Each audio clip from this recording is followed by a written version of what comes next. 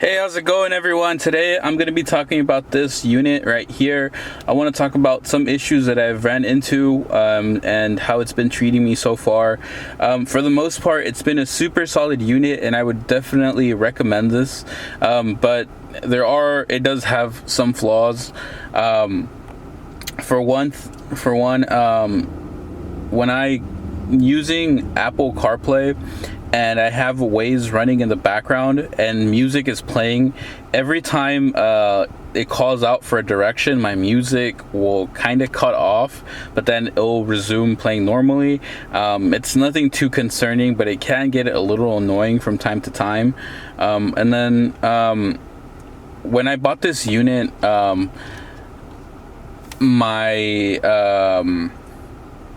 I'm not going to talk about it too much because I showed how to do it in my previous video, but the controls, like for the AC, like when I tap it here, like I do get like the functionality to like turn it down, but before I couldn't, and I had to basically download like some packages that I was missing, but which I show in my previous video. But now it's working as it should.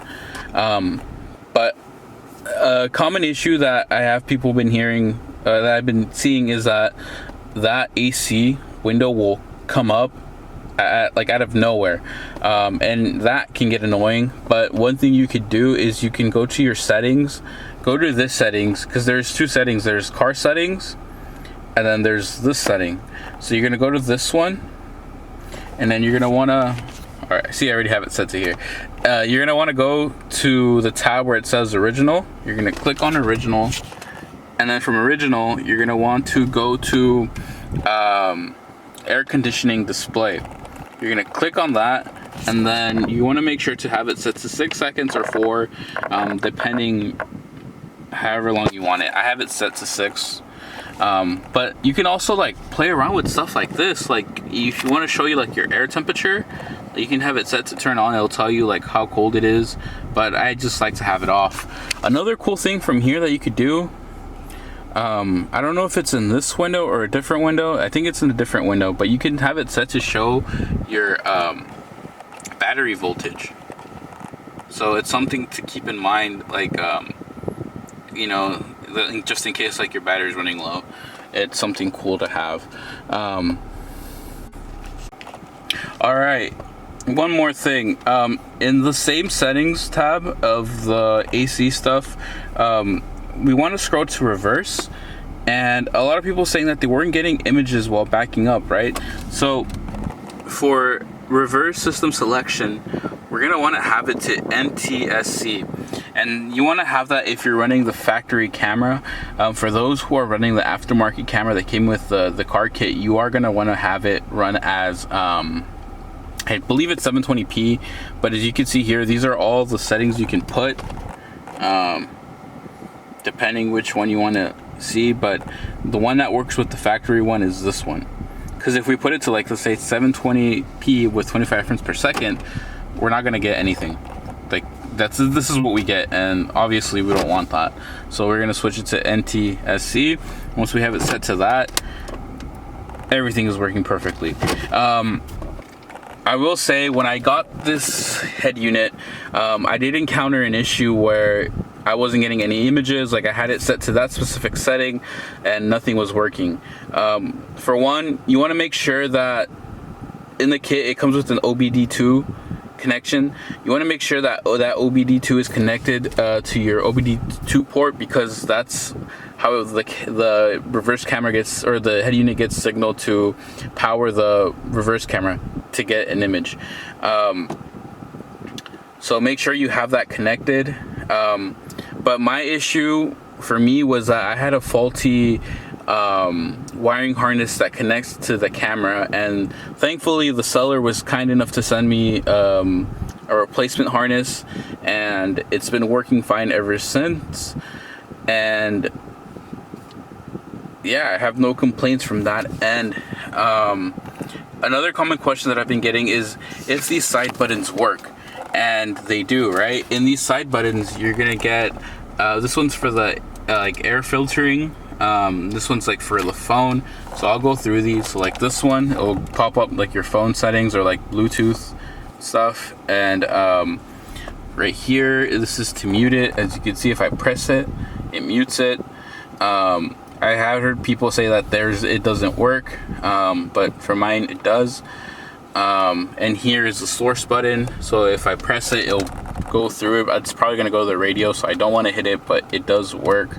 And then right here you have all these like your air conditioning stuff, so it's super cool, and it works fine.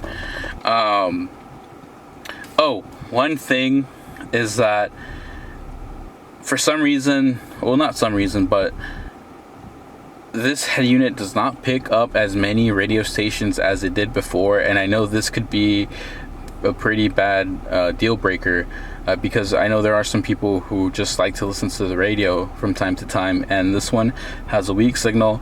I might do a video of getting an amplifier and amplifying it in order for it to get those stations, but I still need to do more research on that. All right, one thing that I forgot to mention that's going to be pretty important is that there have been issues that I've been seeing that people say like this radio, after installing this radio, it kills their battery. And one thing that you could do to help prevent that is you can go back to your car settings, and you want to go to the general column. Once you're in that general column, you're going to want to scroll until you see the sleep time, and you want to have it set for 1 day, right? You can have it set to no sleep, 24 hours or 2 hours sleep, and basically what this will do is like once the car's been off for a day, it will have to do like a fresh startup. So this radio, what it has, you guys can see here, like it has a quick start feature where so the display is off, but the radio itself isn't fully off, if that makes sense. So like when I start it up, like the start time is going to be super quick. So you can see it started right up, compared to like this, right? So like if let's say we have it set to that 1 day, and you don't drive your car within that 24-hour period, this is what would happen. It would this is how long it would take for it to restart. Like, as you can see, it's taking a while, and it has to boot up, and it's not booting up quickly. So I have set mine to 1 day, and that's one thing that you could do to prevent it from draining your battery. All right, cool. Another question that I've been getting is, how did I get the 2010 vents to fit on my 2007 car? Now, I did get this super cheap. I got this for like $60. I know if you go on eBay, you'll pay like around $160 for them. I got them super cheap because the tabs on top are broken. That's why I got a good deal from them. But basically, I was looking through the forums because I wanted to know if you could even do this. But I was searching through the forums, and in Club Lexus, I found someone who was able to convert them. The only thing is you are going to have to do some chopping. So what I did is I got a Dremel, and I cut the top off on both ends, and I went little by little until they sat flush and they fit, and it just ended up fitting. Another thing is the wiring on this are, as you can see, well, you can't really see, but this wiring has green and white. So what you're gonna have to do is you're gonna have to cut this and make the white the white go to the green and the green go to the white, because the only difference with this one is that as you can see, the back of it right here, it's green and black, so they're reversed. They're pretty much reversed, so you just want to make sure that the green goes with the green in here, and the white goes with the black. And you are going to have to shave the sides off, but it'll plug right in, and you'll get that little green LED in the middle to light up. And that's how I'm running mine, and it works perfect. All right, and let's see. Now we have Carplay, right? Carplay is that T-Link 5, and personally, I do not use it. I don't use wired Carplay. I always use wireless. And I know maybe the wired might work a little better, but personally, I don't like having wires, so I go wireless, and it's solid. Like, it doesn't take that long to connect with my phone. Obviously now, since I'm like talking about it, it's gonna take a minute, but yeah, it loads up perfectly. It loads up good, and like it's super smooth. There's no complaints on my end. Like it runs perfect, and you know, I wanted something to make this car a little bit more modern, and having those, like having this specifically, like this is one of the main big reasons why I wanted to get this head unit. And it works well. One more thing before I forget. For some weird reason, let's say if you want to skip it, right? If you want to skip it using your steering wheel controls, if you press this one, it goes back. So basically, the back button is the forward button, and the back button and the forward button is the back button. They're reversed. I've tried messing with the settings to get that fixed, but for some reason they don't stick. And it's something that is annoying, but you know, it's livable. It's something that I could put up with, so it's not too bad once you get used to it. Other than that, I mean, let me know if you guys have any other questions. Maybe I can make another update video on this head unit. But other than that, I mean, this unit's been solid. I would definitely recommend it. Definitely try to stay away from the cheaper versions of this radio. I know they offer this in like a 2 gig RAM one. With that, like, you are going to encounter more issues just because the radio is trying to run so much stuff, and especially if you run like Apple CarPlay at the same time, like wirelessly, like you're gonna run into some issues. So definitely try to spring out for like the more expensive one with the higher RAM, and this radio should treat you well. As always, like I'll update you guys. Let's say if this radio like takes a dump on me like the next like month or so, like I'll keep you guys posted. But for the time being, I do recommend this radio.